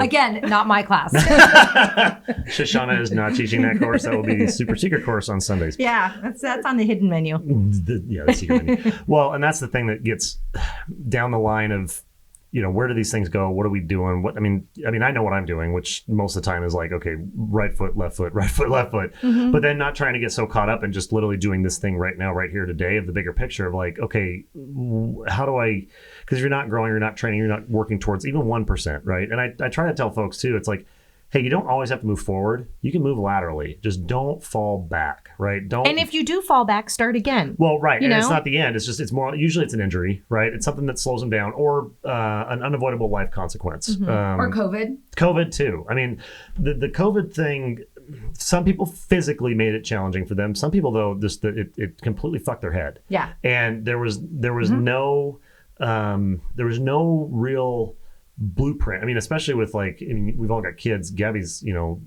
I think the youngest out of the group here. And it's like, what do you tell a grade schooler about lockdowns and Matt's like, honey, metaphorically, hold my beer because we don't know what the fuck's going on. And, And it's going to be okay. and it's going to be fine. But then at the I'll be same in time, my room crying. yeah. I try to do that in the shower so no one can hear. Right, so just tears down the face. With the wine. With the wine, yeah, Yes. shower wine. It's kind of like, yeah, oh my goodness, that's a whole But to the point of like, how do you articulate that to somebody who's like so overwhelmed? It's like, well, guess what? We're all overwhelmed. So it's okay to be overwhelmed. The thing that was, at least on our end with everybody in our kind of circles and communities, was, hey, this sucks. It sucks for everybody. But kind of like some classes, it's a shared suffrage. We're all kind of getting kicked in the teeth, but at least we're getting kicked in the teeth together. So I've got people I can lean on. Man, this fucking sucks. And then, this sucks. Hey, do you want a day? Like, just go and I'll take kids, or whatever, right? Yeah. With the walk, just the stress, and like everybody just compress, and it's like you gotta have some kind of community or team to lean on. And on the business side, it's impossible, right? Because it's like, planning. I'm like a tracker. I love spreadsheets. I didn't used to. I used to think when I first opened the studio, I had never owned a business before, and I'd never really used Excel. And my husband is like an Excel nerd. And one time he came in, and I was like, had my calculator, and not on your phone, an actual calculator. I have a real calculator. Yeah, it's really pretty. It's rose gold. And I thought in Excel you had to like do it on your computer and then put it into the little box. I didn't even know that you could put formulas in there. And once I found that out, like I was just like, I loved tracking stuff, especially before COVID, because our numbers were looking so good and it was so fun to track. Right. And I haven't tracked shit since March 16th, 2020 was the last time I got my Excel spreadsheet out, because it's so hard to plan. And it's, as a business owner, it's just so disconcerting. Like you think, okay, here's what we're doing and here's what the plan's going to be. Okay, I'm dedicated to it. Let's get it going. And then all of a sudden the rug is pulled out from under you again. And you're like, 17 minutes later. Okay, now we're doing this. And that works for a while. But it does. It is a lot of PTSD, like thinking back to, oh my gosh, are we going to have to go back to mass? Are we going to have to go back to being closed? And all of that stuff is just, it's so much to think about that, like you said, it's one foot in front of the other. Yeah. I know what we're doing tomorrow. I know what our August schedule is going to be. I can dream about what I think September will be, but I can't predict it anymore. Right. And Shoshana and I have talked about this too, is like, what's the fall schedule going to be? It's like, I'll find out when and if they open the schools, so it's like, and I'm a planner. Like, I'm like, literally the only two things I know for sure are happening, 9/11 stair climb, and then Murph next Memorial Day. Like, that's it. Everything else is like, we'll see. Because there's no way to really put any real effort into it and or waste time, because it's there. Who knows, right? But then on the flip side, you want your community to see you as, okay, here's one thing I can do that I did back when things were quote unquote normal. Yes. So, you do want to provide a sense of stability, and you're just like, oh yeah, things are great. And then in the background, you're like, oh shit, like, I don't know. I don't know if this is what's going to happen next month. Yeah. And that's it's having the backup plan. Well, right. It's literally it's like a constant backup plan. And I didn't really have that before COVID. I mean, I did, but I didn't. But COVID's made me realize I better have a backup plan. I better have like 3 backup plans. You've really thrived, like, as best, from my point of view, as best that you can. A lot of other teachers and fitness people have just said, I can't. It's too much. My kids are home. People with younger kids are homeschooling their kids. Maybe their partner is working from home, and it's just like there's only so much time in the day, And you've done such a good job of pivoting your business into more of your own brand, as it should be. You are your brand. And I think that it will be different coming out of this, the people who really put in that time and energy during this time to connect with people, because even though maybe people aren't coming out and doing stuff now, when they're ready, you'll have been there. You're not going to be just like, oh, guess what I'm doing now, Well, and I truly appreciate that. And I feel like it's a constant state of growth for all of us. And I think it's really important that we're all acknowledging that it's growth. And even though we make these plans and we're trying to like let people have some stability, we're always in the back of our heads going, okay, what's plan B? Because I think, not that we think we've always had plan B, but maybe it wasn't very strong. It was kind of like this like peripheral thing, like, oh, well, I got to have plan B. And the other thing I'm learning is to be okay with I call it option 1 and option 2. Option 1 is the one I want. Option 2 is not really the one I want, but I have to be okay with it. Right. And this translates into every aspect of life. It translates to jobs. It translates to business. It translates to relationships. Is if we can think of, okay, I want option 1, But if I can be okay with option 2 and just get myself okay with it, that if heaven forbid that should happen, that I will be able to keep one foot in front of the other. And I'm not saying I'm always perfect at that, but that's one of the things I'm trying to focus on. And it sounds like that's what we're all trying to do, is that we're trying to be okay with option 1 and option 2. And we don't have a choice now. And I do think that it also lets you realize that like perfect is just not happening, right? And I remember the first probably 5 years that we were open, if something went wrong at the studio or someone was unhappy with something or we had to cancel a class or a teacher didn't show, oh my gosh, I just thought it was the end of the world. Yeah. And I thought, oh my God, people are going to be so mad and our reputation. And like, I would freak out. And I'm like, sorry, we're canceling class tomorrow. We did our best, but we're not having it. Thanks so much. See you tomorrow. Yeah. Well, and the funny thing about that is you're at that point now because you took that first 5 years or 4 years or whatever of being so hyper obsessive about that your reputation is, if class is canceled, there's a good reason or uncontrollable circumstance. Like, ash raining out of the sky and the state on fire on top of a COVID pandemic. I mean, literally when we got out of last lockdown, guess what? We had 3 weeks and then the entire state was on fire. And then no, Mother Nature is pissed. She is very angry, and maybe this time we'll listen. But she has been whispering for a long time. Now she's just literally blazing fire out of her dragon mouth. Yeah, and she it's is. But to the point of like you didn't get that extra runway from your people because you started out that way. And my other half comments, and it's appropriate because I like to work. I like to work. I like to do things. I like to build stuff. I like projects. I like projects because they have beginning, middle, and end. I don't like just treadmill stuff, and including treadmills themselves. But it's because there's a completion to it, and then move to the next project and the next set of challenges. And my addiction is that I will keep doing that and not want to stop doing projects, or at least when I do get done with a big one, I'll take a big break and do nothing, which then is a whole other argument in my own head, keeping just to be fair. But I can't help but want to do more all the time. And the thing that I've gotten better at from being open is that more isn't always better. And more doesn't always necessarily mean you're doing a good job. You're just doing more things. And with the business stuff, it's like, oh, I got to do this, I got to do that, I got to do this, I got to do that. I have 85 different offerings and 700 classes and all this kind of stuff available all the time. Blah, blah, blah. No, then it just turns into like this diluted mess, and you're just spinning your wheel and not really doing anything. And literally to the point of like not canceling class or closing or contracting a schedule. Deathly afraid of that initially. Now it's like, I mean, I won't cancel a class unless it's like 115 degrees outside and the HVAC has fallen off the roof, which is exactly what happened about 2 months ago. But because they were trying to service it and they dropped it. But it's not laziness. It's just reality of, hey, sometimes everybody's got to pump the brakes. And maybe instead of trying to force the issue, the best thing to do is just step back and stop for a second and let it kind of play out, and then make your next class or your next day or whatever. And that's really hard as the business owner because rent's due on the 1st. It's like the utility bill runs 24/7, whether you're there or not. It's like, it's high anxiety. And it's really hard to get out of that mindset of like, got to do more, and then more, and actually take a break. Because again, the momentum thing, it's like, if I stop or I don't coach as many classes as I do, well, there's nothing there left, because people will, as loyal as they are to to each other in the community, if you blow it or they just start to think you're taking advantage of them, they'll find somewhere else. And it's easy to do because there's 50 million options.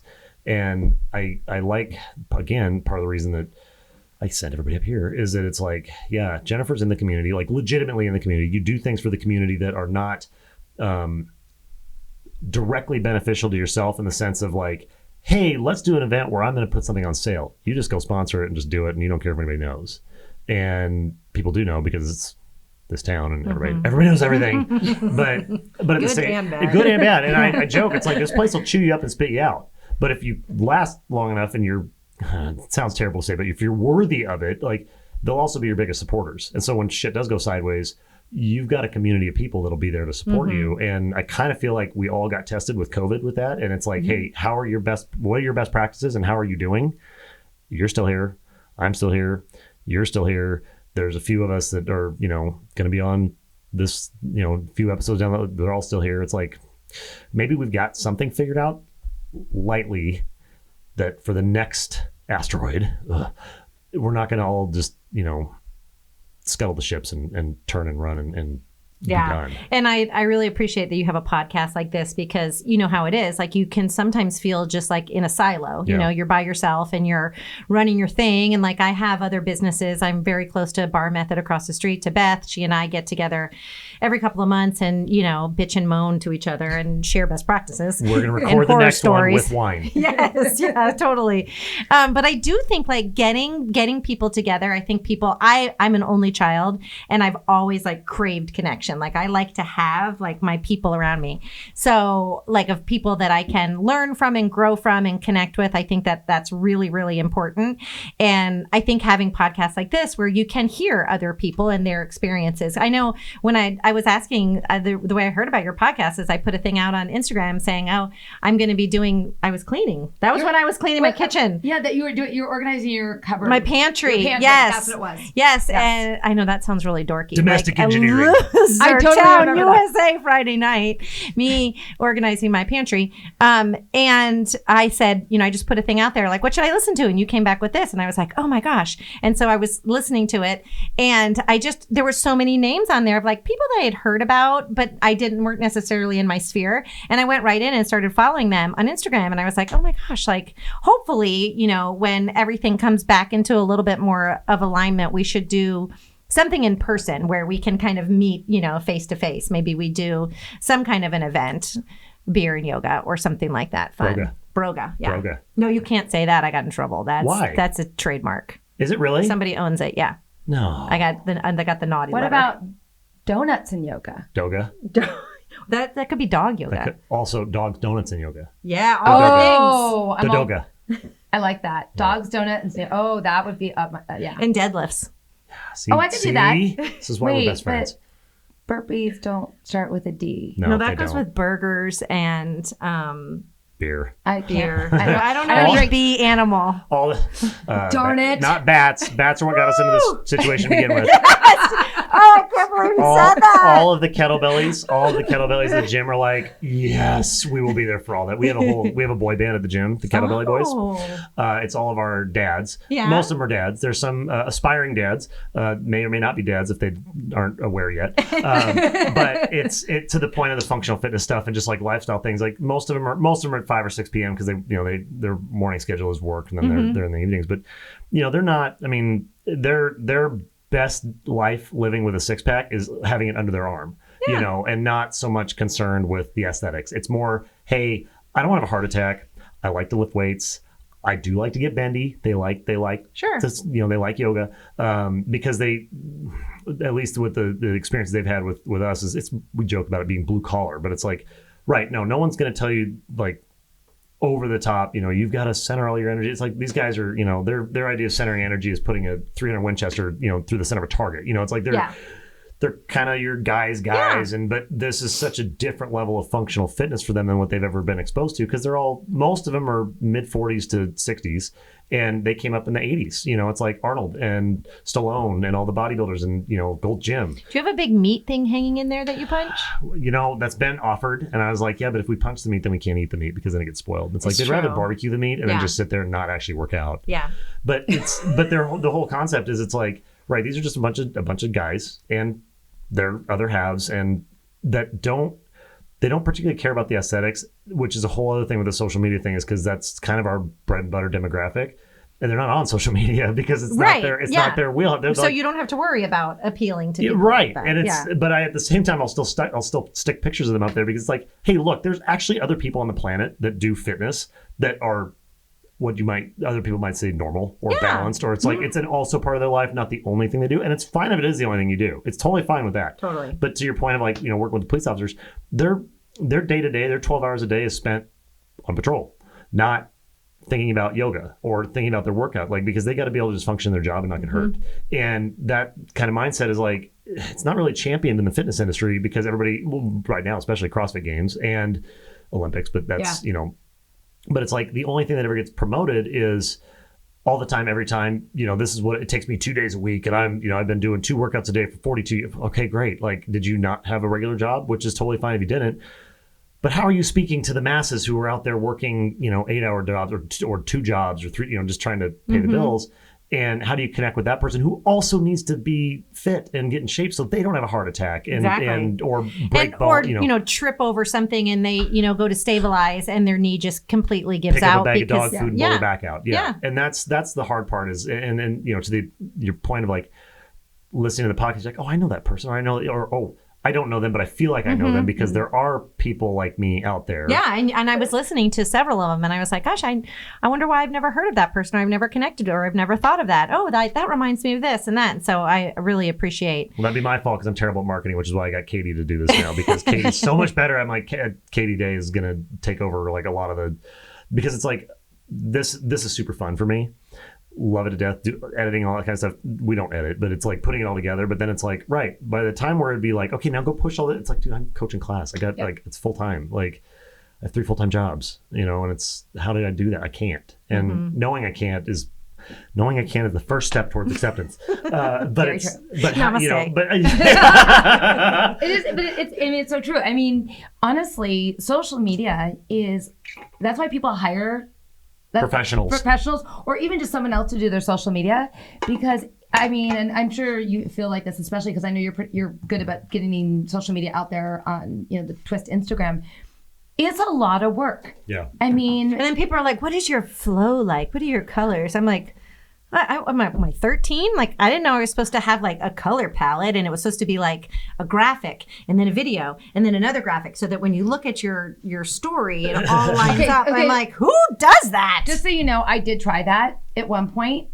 It drove me batty. Yeah. Because then I was like, wait, I have to do this here. And does that translate to sales and to, success for what's people? your ROI? No. You have to think about what for me, I start looking at the people that I like on social media, and it was like, I want to just be me and be relatable and find that. And it's like, I think that's going back to the thing. It's like, it's word of mouth.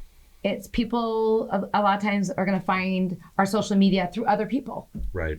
That's that 1/3 part that I was saying with social media. So I'm trying to get better at sharing other people's and then tagging them so that our people can be like, oh, and I mean, that thinking about working closer together, like we could focus on something once a month that could be some kind of, something where we come over to you guys and take a quick little video and kind of show, here is a proper squat, because we do squats in class and stuff. I mean, with much lighter weights and things. But a lot of times, our teachers, our yoga teachers are not necessarily aware of, the proper alignment or suggested cues for stuff like that. Or even modifications. And modifications, exactly. I mean, we talk, and Shoshana's really good about this too, just partly. I mean, I get a lot of people that want to come over and work at our place, and can tell you like exactly how many people do come over and work at our place. Like, I don't even need all these fingers on one hand. Yeah. Because not everybody's the right fit. Not that they're not good, but it's like, this isn't going to be the right square peg for this square hole, or whatever hole we are. but to the other side of it is like, somebody's brand new, and you get somebody who comes in, cervical fusion, or lumbar discectomy, or you've got artificial joints or no joint, because you're an amputee. Okay, here's your anatomical chart of how to do a perfect squat. Right? What happens if the person's 6'9" and has a 42-inch inseam? They're not doing that. Where do you fix it, right? How do you, and then they're going to tell you a lot of times, well, I can't do this because this. I'm like, well, who told you that? Well, my trainer or whatever, or I just never been able. I'm not going to say his name because it'd be hilarious, but my hips are too tight, so I can't get my squat depth. I'm like, no, you're just weak in your posterior chain. Ooh, men don't like to hear about their weak hips. They don't like to hear that, and they don't like to hear that bro squat depth is not squat depth, right? And I'm not saying like, CrossFit ass to ankle. Ground, yeah. It's like, you got to at least get 90 in your knee. It's like, oh, just my hips are too tight. I'm like, you're full of shit. And there's one in particular, and it's so funny because I swear to God, but I'm not going to be dishonest. I'm like, no, you're just weak here and here and here, and we can fix that. Right. But you got to want to do it, right? And here's a couple, and that's a journey of 1,000 miles, begins with a single step. Yeah. We're going to start your squat all over with one plate, not the 4 and your little cute, calf raise. And I thought for sure he was going to quit. Didn't. Part of it's because he worked for one of the guys that was there, has been there, and has known me for 15 years. He's like, don't quit, just come back. Check your ego. Yeah. Younger guy. And sure enough, he he came back and we kept working. It's like we just pulled it all the way back and like, let's fix this. Now, I mean, no bullshit. He's, 500 pound squat, 500 pound deadlift with legitimate, rate and awesome, right? And has in his wheelhouse a 645-ish 2K. Like, I mean, he's fit, but that never would have happened, beforehand. But it was funny because like, I feel like because of where he was at before, big box gym kind of thing, and just kind of, it's like, yeah, everybody let him get away with it because either they didn't know how to address it or they were afraid to, and then they didn't know how to fix it. And it was like, the reason your squat depth sucks because his quads were super strong, but his depth was terrible because he had no ass. It's like you got nothing to get you out of the hole, which is why you don't want to go into the hole because you can't get back out of it. So box squats, deadlifts, all that kind of stuff. And he's 10 times better now than he ever was. Oh, weird. Also, most of his things that hurt and were ailment, gone. And we try to talk about the same thing with yoga. It's like, hey, you're going to go find what you really aren't good at. And it's not so much that it's ever, I kind of try to get people's headspace around, it never gets easier, you just get better at doing it. Because you're going to be like, oh, I got through this. Oh, there's another level. And there's another level. Oh, this is fun. It's like video games. Like, oh, I beat the first boss. Now the second boss. Yep.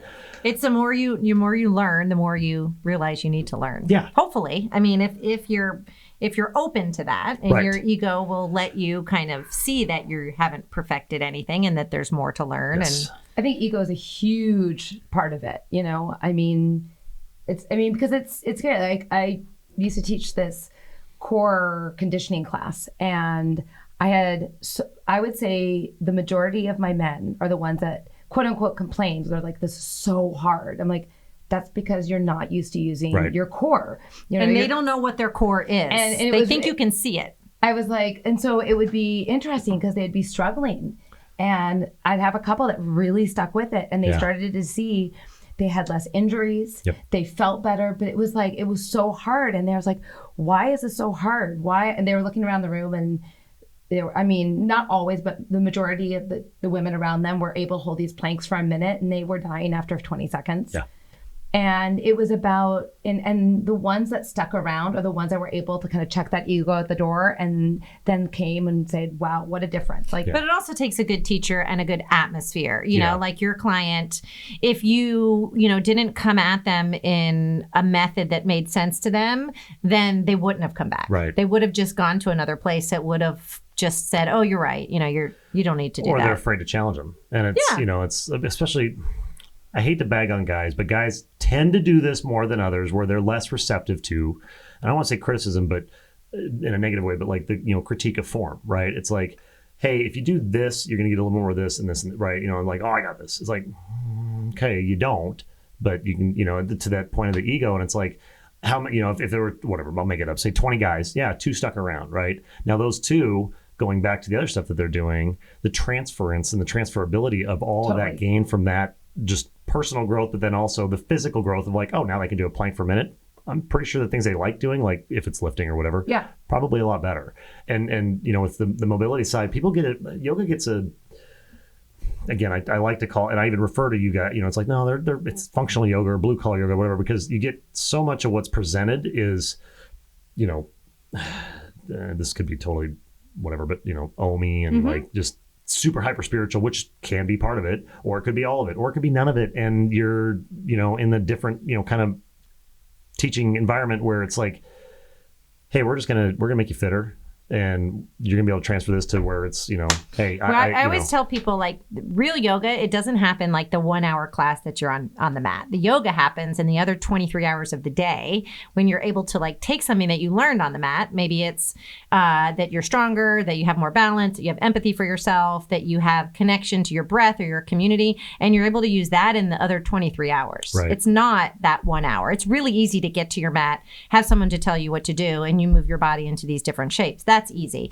But when you're off the mat and you're in traffic and someone's pissing you off and you can feel your heart rate come up and you're able to use your breath, or you're in the dentist chair, or you're tripping over like a Lego and you're falling and catching your motherfucker. Yeah, 100%. There's a big string of those. But seriously, That like, might need to be a new shirt for the Namaste AF. yeah. that's actually a good one. Yeah. That could be one of the new tank tops. Maybe that so. might have to go on a podcast tank top too. Yeah, but like what you guys do, it's not, I mean, it's great being there and doing this time where you're building your muscles and you're strengthening your bones and cardio and all that kind of stuff. But it really is, the benefit is found when you leave. Right. And it's enhancing everything outside the doors. But I love the fact that Zoom was an option because it kept people connected and going. I am concerned about I do get concerned existentially about the lack of connectivity of in-person, face-to-face. I mean, I look at the kids and even the kids that come to the gym, other than gym itself, like a lot of them, it's like the majority of their interaction with their peers is digital and separated, not actually in person, right? But that was happening even before COVID. Yes, COVID just has now made it even right. worse. And with schools sort of enabling that even more with distance learning and because they have to, there's no choice. It's like, okay, so how do we counter that? Because if that bell curve is going to swing this way, we got to swing real hard back this way. And my first thought is always like, okay, more community, more events, where it's, and not necessarily just going to find 200 people to do something, because that's kind of hard you don't really get it's like, no, like, hey, field trip time, everybody from this place is going to go over to Twist and have a good time. And then it's, again, maybe that one Sunday where it's, we donuts, dogs, and yoga, I think. I love that idea. Doga. And my dogs are going to get like up in everybody's business. Jen, you have one dog that'll do it, and don't you have one naughty dog? Oh yes, I have a Dante. Dante is Dante. Yeah, I won't even. He has a very bad nickname. He's a naughty pants. I mean, he's nice when he's nice, but when he's naughty, he's an asshole. Oh yeah. Which is why I like him. Yeah, exactly. He's my spirit animal. Right? I was going to say, it's like that sounds. The nice dog is my husband. Sounds like you're kind of unicorn. Yeah. But to that extent, it's like, how do we swing it back the other way? Right? How do we get that like big swing to go the other way? And I'm hoping that stuff like this is a part of it, because I got a buddy, Antonio, on the East Coast in Delaware. And, I look at him and I look at, there's a couple guys down in Texas and Cali and up in Washington and stuff. And it's like, there's a lot of us doing the same thing, but we're everything's regionalized. But it's like, thankfully the digital bridge helps, but then you still got to put people together. And I do think, the home gym business, as far as revenue wise, went through the roof. Peloton is, their IPO was huge. The tonal thing is coming out big swinging, but which, all the garage gym junkies and everything, like, oh yeah, it's gonna be great. This is the death of all gyms. I'm like, you guys are idiots, because okay, sorry, that's kind of a dick thing to say. Some of them are idiots. Some of them are smart, but the ones that are the people want people. Like, people want community. I mean, we're social animals. Yeah. I was going to say, how many Pelotons are going to be on sale in a couple of years? So many. I mean, they're going to be, you're going to hang your clothes on them like everyone does, like every Nordic track. Like, exactly. I had one. And by the way, I'm not like, I see the pro to that. And I know quite a few instructors and clients that have I know gym owners that own Pelotons. And you still have to do the work, though, right. Unfortunately. But what I'm also, the people that, the individuals, the majority of the ones that I know that have them are using the Peloton in addition to face-to-face work. And, it's really interesting because I have some that love it, that really, really enjoy it. Yeah.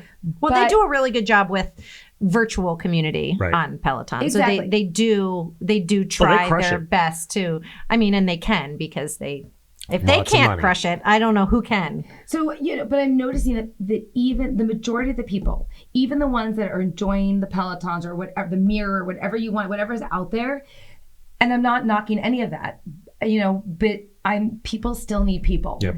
And, I started doing Zoom classes when this whole thing went down, literally the first week of the pandemic, because I didn't know where we were going or what was happening. So I knew that I had to take care of my people. And we couldn't see each other. So I started doing these Zoom classes thinking, I'll be here for a month or two. I'm still at it. Yeah. But we've developed community within those Zoom classes.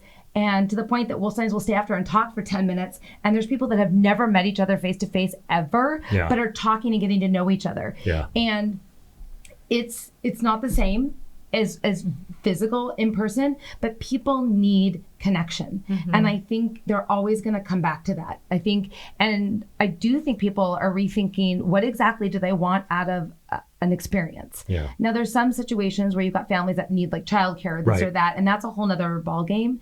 But I think people are finding, especially coming out of COVID, they want connection. They want a place I hate like the cheers where everybody knows your name. They want that. They don't want to walk into a place and feel like they're just a number. They've just spent the last, 18 months feeling like a number. They want to feel like a person. Well, I'm sure you can name every person here. Yeah, I mean, for the most part, I feel like and that's what I want. Like, that's why we haven't opened up multiple locations. Right. And that's why it's pretty small, that I do like to know, oh, so-and-so's having a birthday, or how's your daughter, or how's this? Like, that's why I opened Twist, was because I was traveling around going to all these other yoga studios, and I never really felt like I had my groove. Right. Like, some were too spiritual, some were not spiritual. Like, they just were not my kind of jam. And I like that. And we've had so many great connections here where people have been like, oh, I need like a contractor. And I'm like, oh, so-and-so who's in the 8 a.m. class is a contractor. And so like that kind of connection is what small businesses can do. And I'm hopeful that down the road, the true support of true small business, Amazon scares me a little bit, even though it's not directly impacting our industry as it sits. That's maybe just a matter of time, but it's like you look at all the small, Home Depot initially was kind of the big one when they came into town here, and this is, like I think I was in the junior high maybe, but it was like all the small hardware stores, Home Depot ate them basically, right? Starbucks eats all the coffee places, which is why well, we have a chain that came to town. Yes. And they have big bucks behind them. They have lots of bucks Lots of them. money. They own 6 brands. And, I knew they were going to come because their other 4 brands were here. And so I was ready. I knew that they were, I'm friends with many studio owners in different states that they've come to town, and that is their model. Yep. They come in and they have really low prices. They pay their teachers really well. They strangle out all the small businesses, and then they raise their prices and lower what they pay their teachers. Like, it's a very prescriptive model. It works great. For them, right? It works great for them. But that being, and every once in a while, like it makes me so angry because I think it's such a disservice to the community and a disservice to yoga and other fitness modalities. And every once in a while I get up in my head about that so much. But then, then I have like conversations like this and listen to people, like the people you've had on your podcast, and you kind of get to that, okay, well, I'm going to get in my lane. I'm going to do what we do. We've been around for 8 years. We've been here for a reason. The people who I don't have to appeal to everybody, and I'm never going to appeal to everybody, and that's fine. But if we have a loyal group that understands what we're doing, then that's all you can do is manage what you do, right? Like you can only handle what happens in your space and do the best that you can do. Now, I can practice what I preach sometimes. It doesn't mean you can't light things on fire other times, though. And it's funny because I'm a Scorpio, so I'm super nice. You fuck with me, and that tail, it will bite your face off. Yes, I'm very pretty. I'm a Cancer. That's probably because we're, Cancers and Scorpios. Yeah. There's a lot of similarities to those two. That makes a lot of sense. And I'm not even that astrological, but I know those two, and I'm like, right, don't fuck with them. Cancers are like, we will love you and we'll love you, but if you go to hurt us or anyone that we know, those pincers come out and don't get anywhere near us. Don't cross that line. Don't cross it. It's interesting because I've said this before, and I do believe this. Like, I don't do shit but make sure the lights can stay on. Where we are, it's not me, it's the community owns that place, and that's kind of what I feel is my best insulator to all the outside influences. It's like, it's not just me, because any one person is infinitely fallible. It's like a million things. I get hit by a dump truck tomorrow, then what, right? That would suck. I'm not looking forward to that, but like, I have no doubt that everybody else who's there would be able to keep going, right? And it's like, I want it to be. But that's because of you. You shouldn't act like that was just an easy thing to do. No, you've not worked easy. hard It sucks. to get there. It's hard. It's painful. And that says a lot about your brand, that those people you've empowered them to do that. And that's my goal is, and I mean, you've seen it with the kids especially, is like, hey, I want you to want to be here, not because you feel like you need me or need anybody else but yourself. You know what to do, right? You know how to do this. Totally. You've learned. You are here because you want to be here, not because you're dependent on somebody. And it's an interesting thing with the fitness side, because you get the branding, right? You get these franchises that, and whether it's a certain color theorem or, the different other entities that own multiple types of products, but it's all still the same umbrella.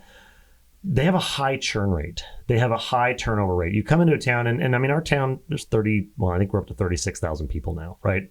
Okay. If your churn rate's 43% annually, you're going to run out of people. That works fine in Los Angeles, where there's 20 million, or New York. But when you're in small town, and Oregon as a state is kind of a big small town, you run out of people and you burn those bridges. You're not going to be here 7 years. And that's the thing that's like, I get nervous because I don't want that to put such a bad taste in people's mouth that they don't come find you, right? They don't find this, and because they're just done with it, or it takes them a decade to come back to it. It's like, well, I'm hoping we're still here. But the frustrating part is that they'll come in, do their thing. They don't have the discipline of the delivery of the product, as in the people, the communication, the actual community, because they can just spend it. They can outspend you. The big box gym that you're at right now is doing exactly that. They're not taking care of their people. Or the big box gym that was there didn't take a good job of taking care of their people, because you had so many people just boom, because whether it was rate hikes or whatever, it's like you're not listening to what your community's telling you and what they actually need. You're trying to put something from another state that works down there here, and it's like, hey, that might not be the best thing for that community. And I get frustrated with that because, it's that fix it, like just fix it, like do better, like stop doing that, but it's like what can you control? The valves you can turn, you can't control all that stuff. And that's where the fitness professionals and those of us that, especially those of us that have been around for a while, we're there for the members. Yeah. We're there, whether I am there for the members, no matter where I am, right. No matter what facility that I am at. My goal is, like, when I show up for a workout, this is not my workout. Yeah. And then a lot of classes I'm working out with the members, but this is not my workout. And I told my class this morning, and I told them, like, this is not my workout. This is not when they're working out, I'm like, this is not the person next to you's workout. This is your workout. Yeah. And wherever I'm at, I'm there for the members. I'm there for who's ever there taking a class of mine or training with me or whatever it may be. I mean, that is the goal that I think is so important, is that I think sometimes gets lost no matter where you go. Right. Like, I think as long as we can focus on what we're there to do.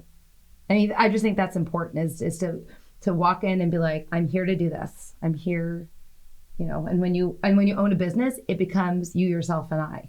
Yeah. Yeah. Really, truly. I mean, no matter who you hire, it still comes down to what you're owning that business. Yeah, and coming back to your goals and your mission and your values for your business. I mean, we have our 5 core values that are up above our mirror in the studio, and I don't want those to ever be in question. Those are our core values. And for those listening, what are those core values? Oh, they are: be curiously authentic, show respect. You want to pop over there? Yeah, I know them by heart. Inspire connection. Inspire connection. Fuel happiness. Fuel happiness. Always be the student. Always be the student. Yeah. Yeah. And I think that, like, I want people to know that, like, when I make decisions for the business, a lot of times those are kind of your hiring and firing principles that you go by. And if I can lose sight and kind of go off the rails and do what you were saying before, where I'm like, oh, we should do this and we should do that and we should have this and we should have that, because you get excited. But I have to always go back to those and, like, decide, like, am I making this, always be the student. Like, the decisions that get made need to be for the benefit. They shouldn't be for my ego. Right. Like, I don't need to have these things. I mean, I'm a grown ass woman, and my worth is not determined by a yoga studio. I want to be here to connect with people and to fuel that happiness, but I don't need to make decisions based on making myself feel cooler. Or what an Excel spreadsheet says. Yes, that's right. And it's hard. I mean, it's very different. The big box is so different than a small business.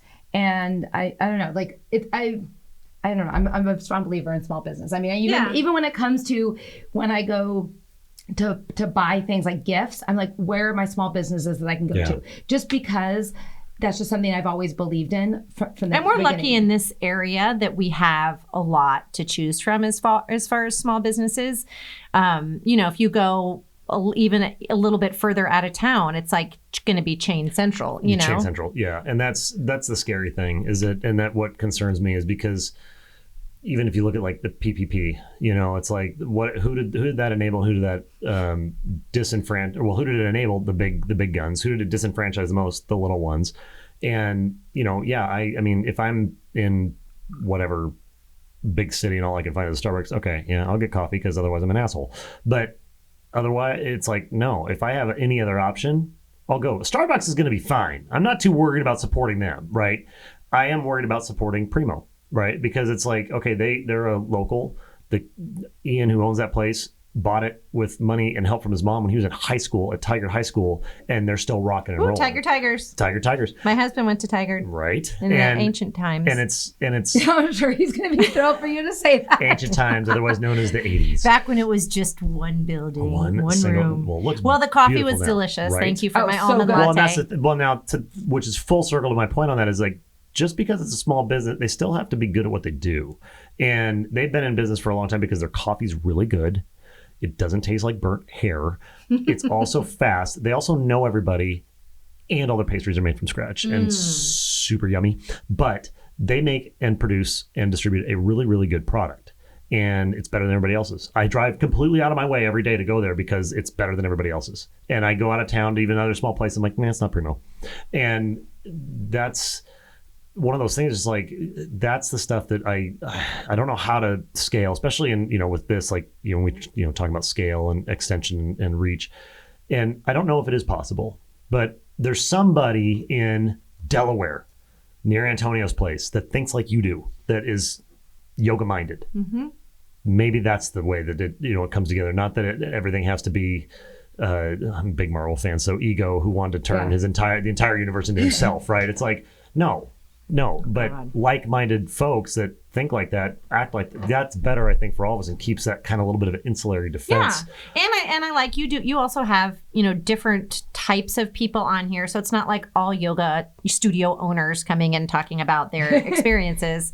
So I do like that you're kind of, broader reach into the wellness industry, because to me, sometimes I can I could learn more by going to Primo Coffee and kind of seeing what they're doing in there. And I can take some of that into my business. I don't have to go to another yoga studio to learn something. So I like that idea of, focusing on different types of businesses too. Well, and again, it comes down to content in this case, but product and, what's your product and how good is your product? I want the product to be the best, not because it's going to sell better, but because then I feel better about like, hey, I know what we're doing is going to be, one, sustainable. It's not going to churn anybody. And same with the way, there's a reason you chose the hardest possible path to, 200 hours to get certified to even coach it.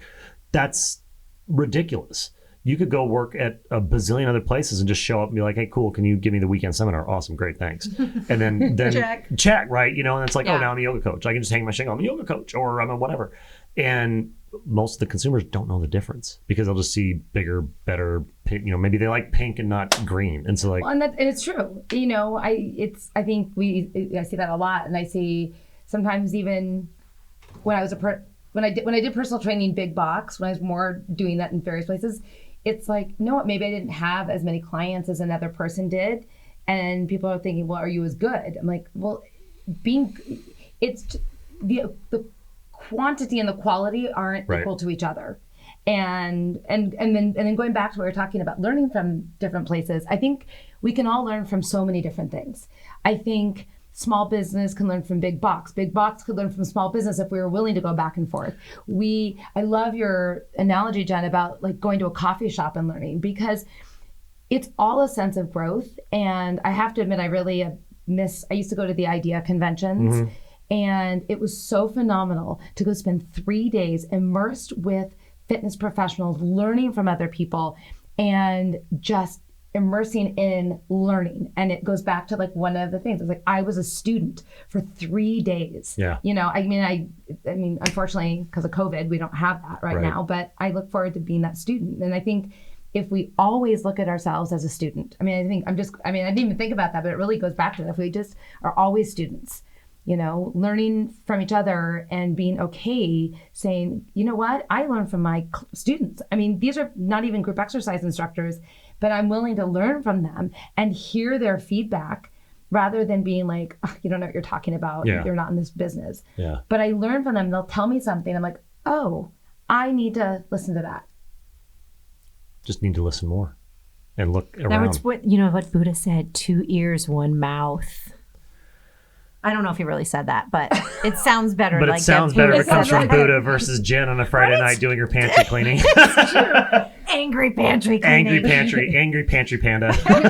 You want to come angry pantry clean my house? Oh God! And you would think that I'm not one of those. Like I did not do the Marie Forleo. What's her name? Marie Kondo. I'm not that clean of a person. We were having ants in there. That's the truth. And then I just got so angry, and I just said everything has to go. Were you angry? Dun, dun. All right, I think we're done. Was that the dad? On that note, was that the dad joke? That was the dad joke of the day. Thank you very much. They're in there. They come out every once in a while. No, this was awesome. It was a good first start, and we'll definitely circle back because there's so much going on. Mm-hmm. And on top of everything else, since we didn't really completely cover everything, it's good because we can come back to it.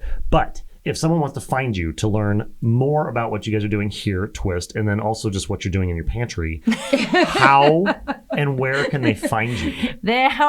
So they can find everything about Twist on our website. It's www.twist-yoga.com.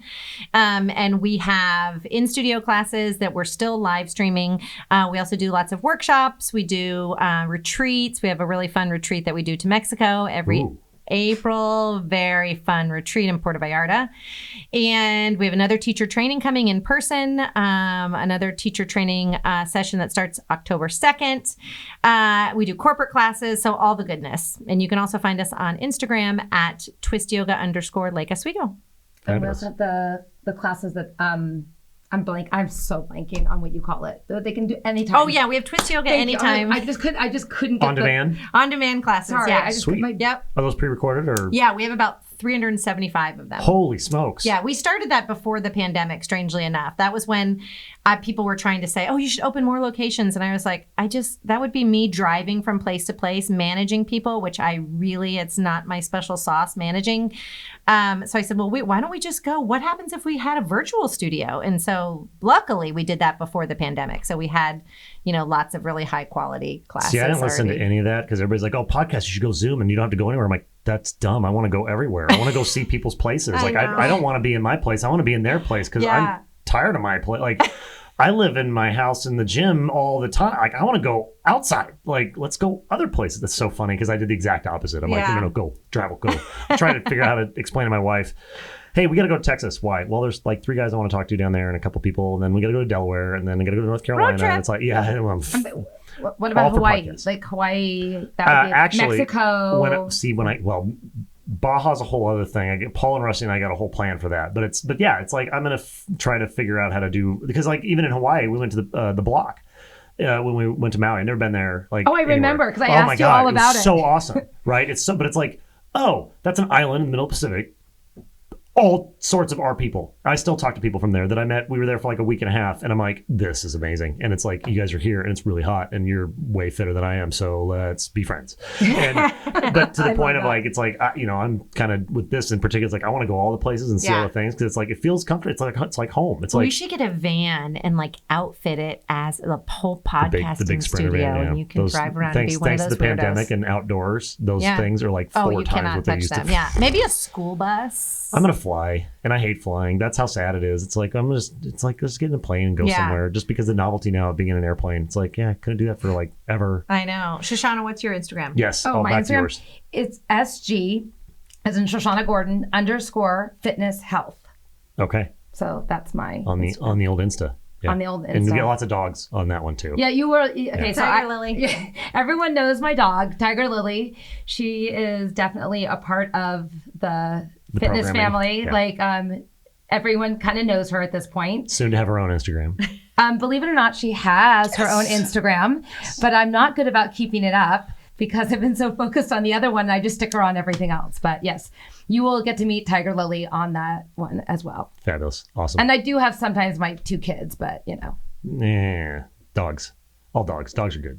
Kids, they can't talk back. Exactly. They can't talk back. They love you all the time. They're so excited to see you when you walk in the door. Sometimes they crap in the living room though. That's kind of a bummer. But I do love. Dante? Okay, but I, you know what? We're not sure yet. They blame each other. That's Need a awesome. video. The true love test. Have you heard this one? We'll close on this because it's perfect. The true love test.